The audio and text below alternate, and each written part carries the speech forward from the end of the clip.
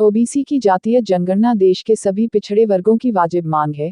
जिसे पूरा करना केंद्र सरकार का दायित्व है व राज्य सरकारों को भी इस मुद्दे पर महज औपचारिकता निभाने भर की जरूरत नहीं, बल्कि इसे गंभीरता से राष्ट्रीय पटल पर रखने की है।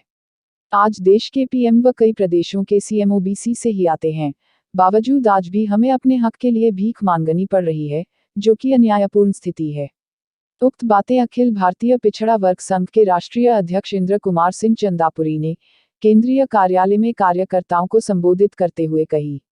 श्री चंदापुरी ने पिछड़े वर्ग के आरक्षण को बढ़ाने व ओबीसी की जातीय जनगणना जैसे मुद्दे पर सभी दलों से एकजुट होने की अपील करते हुए प्रधानमंत्री नरेंद्र मोदी से तत्काल इन मुद्दों पर सकारात्मक कदम उठाने की मांग की।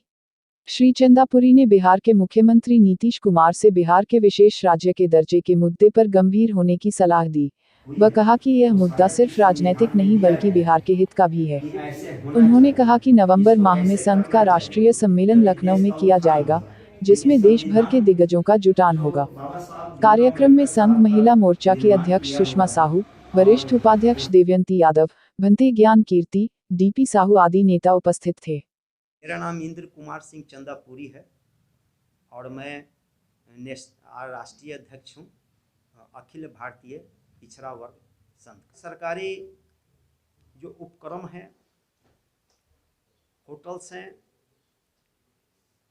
और जो कॉरपोरेशन और बोर्ड हैं, वे सारे के सारे प्राइवेटाइजेशन हो रहे हैं, निजीकरण हो रहा है। तो निजीकरण होने से उसका मालिकाना हक जो है चेंज हो जाएगा और चेंज होने का नतीजा ये है कि निजीकरण से सबसे बड़ा नुकसान ये होगा कि सरकार का कुछ कंट्रोल नहीं रहेगा और सरकार का कंट्रोल नहीं रहेगा तो जिसको जैसा मनमानी रहेगा करेगा। और सबसे बड़ा घाटा ये हो जाएगा क्योंकि अभी तो जितने भी सरकारी उपक्रम हैं, कॉरपोरेशन है, बोर्ड हैं, चाहे सरकारी हो चाहे अर्ध सरकारी हो, तो जब सब चीज़ निजीकरण हो जाएगा तो जो आरक्षण का प्रावधान है, जो सरकार में रहने से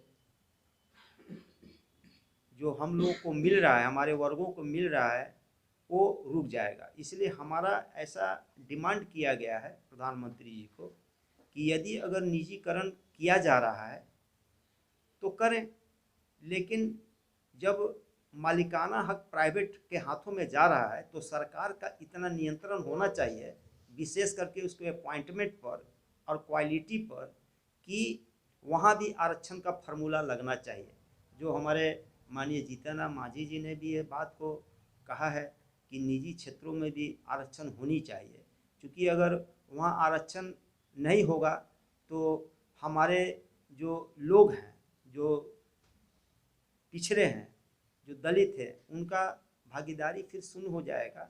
और इसको बचाने के लिए हम लोग चाहते हैं कि निजीकरण और निजीकरण के बाद जो मालिकाना हक हो उसमें भी आरक्षण का प्रावधान शीघ्र से शीघ्र लगाया जाए। और ये हमारी मांग प्रधानमंत्री जी से हुई है। आज सच्चाई यही है कि हम चाहे कुछ भी बोलें, चाहे कोई कुछ भी अखबार में चाहे कहीं भी हो, लेकिन सच्चाई यही है कि आज देश की लोकतांत्रिक प्रक्रिया, धनतंत्र, लुभावने नारा तंत्र और भ्रष्ट नौकरशाहों के तंत्र के त्रिगुट के जबड़े में कैद है। हमें उससे मुक्ति दिलाने के लिए हमें आज़ादी की दूसरी लड़ाई लड़नी पड़ेगी और इसके लिए संघ तैयारी कर रहा है। हमारा अगला कदम की घोषणा हम लोग राष्ट्रीय कार्यकारिणी समिति की बैठक जो मई माह के 15 या 16 मई को हम लोग डेट अभी निर्धारित करेंगे, उसमें हम लोग डिक्लेयर करेंगे कि हमारा अगला कार्यक्रम क्या हो। लेकिन हम लोग का ऐसा मानना है कि हम लोग ग्रामीण क्षेत्रों में इस जो हमारा जो सिद्धांत है और जो हमारा विचारधारा है और जो हमारा कार्य है उसको हम फैलाव के लिए हम ग्रामीण क्षेत्रों में बैठे ग्रामीण क्षेत्रों में हम उसके लिए दौरा का कार्यक्रम बनाने जा रहे हैं और वो हमारे सारे पत्र पत्रिकाओं में छपेगी और आप लोग के माध्यम से हम समाज को जोड़ेंगे और हम उच्चतम पिता महात्मा गांधी के उद्देश्यों के डॉक्टर बाबा साहब भीमराव अम्बेडकर, पेरियर नायकर और त्यागमूर्ति चंद्रापुरी के विचारधारा को लेकर एक नए भारत के निर्माण के लिए हम लोगों में जन जागृति को फैलाएंगे। यही हम लोग का मेन मुख्य उद्देश्य है।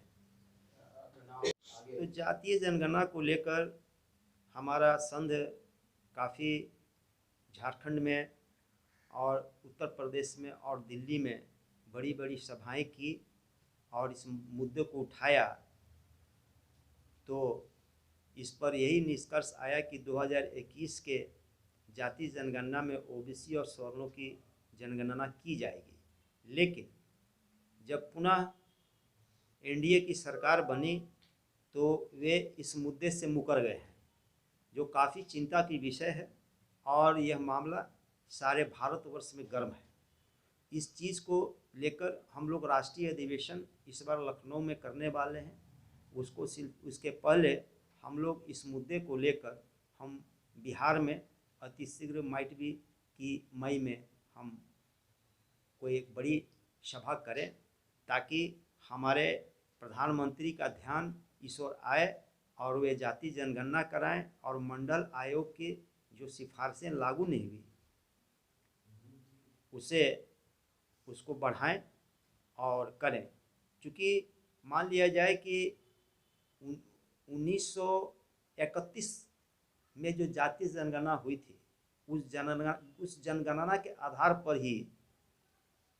माननीय बीपी मंडल साहब ने जो आयोग समर्पित किया था उसमें हमारी आबादी 52% शो की गई है, यानी कि हम 52% हैं। तो हमारा ये हक बनता है और ये मंडल कमीशन की रिपोर्ट ने भी इस बात को स्पष्ट रिकमेंडेशन किया है कि शैक्षणिक संस्थाओं और सेना और जितने भी न्यायपालिका हैं, शैक्षणिक संस्थाएं हैं, उच्च विद्यालय, महाविद्यालय, सभी जगह पर हमें 52% पिछड़े वर्गों को आरक्षण की सुविधा प्रदान की जाए। लेकिन ये अभी तक हो नहीं पाया है और 27% अगर दी भी गई है कुछ क्षेत्रों में, लेकिन कई क्षेत्रों में उसका प्रतिनिधित्व बिल्कुल नगण्य है, जीरो के बराबर है, नमक के बराबर है। तो ऐसी स्थिति हम लोग के लिए काफ़ी गहरा चिंता का विषय है कि आखिर हम लोग को कुछ न कुछ करना होगा, कुछ प्रेशर लगाना होगा और हमारे जो प्रधानमंत्री हैं जो बैकवर्ड क्लासेस से आते हैं, राष्ट्रपति जो दलित वर्ग से आते हैं, उन लोगों को बाध्य होकर इस बात को सोचना पड़ेगा। क्योंकि मेरा मामला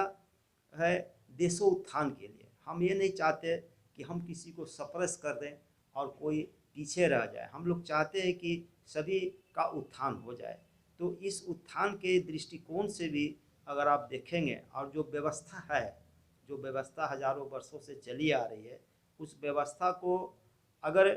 हम हटाने की बात तो नहीं करते, लेकिन जो सुविधाएं जो देना चाहिए, कम से कम अवसर समान देना चाहिए। अब जो हमारे जो महापुरुष हैं, जैसे भारतवर्ष में 2 ऐसे महापुरुष हुए जिसमें एक छत्रपति शिवाजी महाराज हैं और दूसरे गुरु गोविंद सिंह महाराज। तो उन लोगों ने जो समाज में दिया है और वही आगे चलकर वहीं से महाराष्ट्र से छत्रपति शिवाजी महाराज की कर्मभूमि से महात्मा फुले जी उत्पन्न हुए, वहीं से डॉक्टर बाबा साहब अम्बेडकर उत्पन्न हुए और द्रविड़ आंदोलन के नेता पितामह पेरियर नायकर साहब और मध्य उत्तर भारत में त्यागमूर्ति आर्य चंदापुरी द्वारा चलाया गया भारत व्यापी पिछड़ा वर्ग आंदोलन जो हुई और जिसके कारण अभूतपूर्व जन जागृति हमारे दलितों और पिछड़ों में हुई है, जिसके कारण हम एकजुट हुए थे, उस जन जागृति को कुचलने के लिए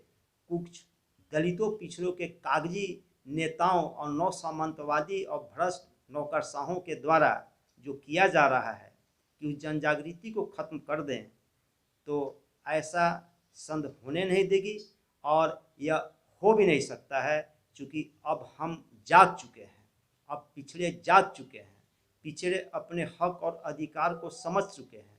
वे हर हालत में अब पीछे जाने के लिए तैयार नहीं है और यही एक टकराव होगा और ये टकराव बहुत भारी हो सकता है किसी भी सरकार के लिए जो उसको संभाल नहीं पाए। हम लोग चाहते हैं कि उसका टकराव को रोककर हमारे जो लोग हैं, जो 85% तो काशीराम साहब ने कहा है, लेकिन वी आर 90%। बाबा साहब भीमराव अम्बेडकर ने पटना के गांधी मैदान में कहा था कि हम लोग 90% हैं, तो 90% लोगों का उत्थान के लिए हम लोग प्रयासरत हैं। हम लोग का कोई पॉलिटिकल मिशन नहीं है और हम लोग चाहते हैं कि समाज के सभी लोग एकजुट हों, उसमें फॉरवर्ड क्लासेस के भी जो बुद्धिजीवी हैं उनका भी मुझे कोऑपरेशन मिल रहा है और वो इसलिए मिल रहा है कि सभी लोग मिलजुल कर एक नए भारत का निर्माण का जो राष्ट्रपिता महात्मा गांधी जी ने जो बातें उठाई थी स्वराज का, उस चीज़ को होना चाहिए। आज दुख के साथ ये हमें कहना पड़ रहा है कि आज भारत का जो अर्थनीति है, गृह नीति है, रक्षा नीति है या चाहे जो भी नीति है, वो विदेशों से आकूत धन राशि जो ऋण लिए गए हैं उसी पर आधारित है। हमारा जो राष्ट्रपिता महात्मा गांधी का जो सपना था कि हम भारतवर्ष में हमारी अपनी नीति हो और दूसरे देश इससे प्रभावित हो, वैसा भारत को बनाने की ज़रूरत है। और हम प्रधानमंत्री नरेंद्र मोदी जी से ये रिक्वेस्ट भी किया है और इस पत्रिका में दिया भी हूँ कि हम लोगों को राष्ट्रपिता महात्मा गांधी के नीतियों और सिद्धांतों और उनके विचारों को लेकर चलते हुए हम देश का अगर उत्थान करें तो तभी यह देश आगे सर्वांगीण विकास के शिखर छू पाएगा, अन्यथा हम लोग गुलामी के गर्त में चले जा रहे हैं। ये आज बैठक की हमारी ये उद्देश्य है कि हम लोग मंडल कमीशन की जो सिफारिशें हैं उसको पूर्ण रूप से लागू कराने के लिए और जातीय जनगणना हो और प्लस जो निजी क्षेत्र है उसका, जो सरकारी क्षेत्र है उसका निजीकरण भी किया जा रहा है, उसमें हमारा आरक्षण की व्यवस्था होनी चाहिए। उसको लेकर आज हम एक छोटी सी बैठक, हम अपने कार्यकारिणी समिति की एक बैठक रखे हैं और इसमें हमारा मेन उद्देश्य है कि हमारे प्रधानमंत्री नरेंद्र मोदी जी भी बैकवर्ड क्लासेस से आते हैं और मुख्यमंत्री नीतीश कुमार भी बैकवर्ड क्लासेस से आते हैं और ये हमारे मतों से बने हैं। लेकिन आज हमारा जो अधिकार, जो हमारा संवैधानिक जो अधिकार है, आज कहीं न कहीं उसमें हम लोग को बढ़ोतरी होनी चाहिए, लेकिन उसमें कटौती किया जा रहा है और इसीलिए हम लोगों को एक बार पुनः इस बैठक के जरिए और एक हम ऑल इंडिया कार्यकारिणी समिति की एक बैठक रखने जा रहा हूँ शीघ्र पटने में, जिसमें ऑल इंडिया से लोग आएंगे उसमें हम 2 मुद्दों पर विशेष रूप से फोकस करेंगे। पहला कि जो जातीय जनगणना का जो मामला है ये काफ़ी पुरानी हो चुकी है और बार बार ये कहा जाता है कि आपका कितना संख्या है इसका पता नहीं चल रहा है, इसलिए पता चलने के बाद हम आरक्षण के दायरे को बढ़ाएंगे। लेकिन आपको मैं ये बताना चाहता हूँ कि इसके पूर्व भी जब डॉक्टर मनमोहन सिंह की सरकार थी कांग्रेस की, तो उस समय इस बात को उठाया गया था और उस समय मनमोहन सिंह ने आदेश भी किया था, पार्लियामेंट में कहे थे कि हम जाति जनगणना कराएंगे और उसके लिए करीब 5,000 करोड़ रुपया खर्च भी किए गए, लेकिन उसका जो जनगणना हुआ उसको सार्वजनिक नहीं किया गया। ये मामला NDA 1 की गवर्नमेंट में भी उठी और मांगों के मद्देनज़र हमारे गृह मंत्री, तत्कालीन गृह मंत्री राजनाथ सिंह ने पार्लियामेंट में और देश को बताया कि 2021 में जो जातीय जनगणना होने वाली है उसको सवर्णों का और पिछड़ों का, दोनों जातियों का हम लोग जनगणना कराएंगे, यानी सभी जातियों की जनगणना होगी और इससे एक चीज़ ये पता चलेगा कि कौन सी जाति का कितना भागीदारी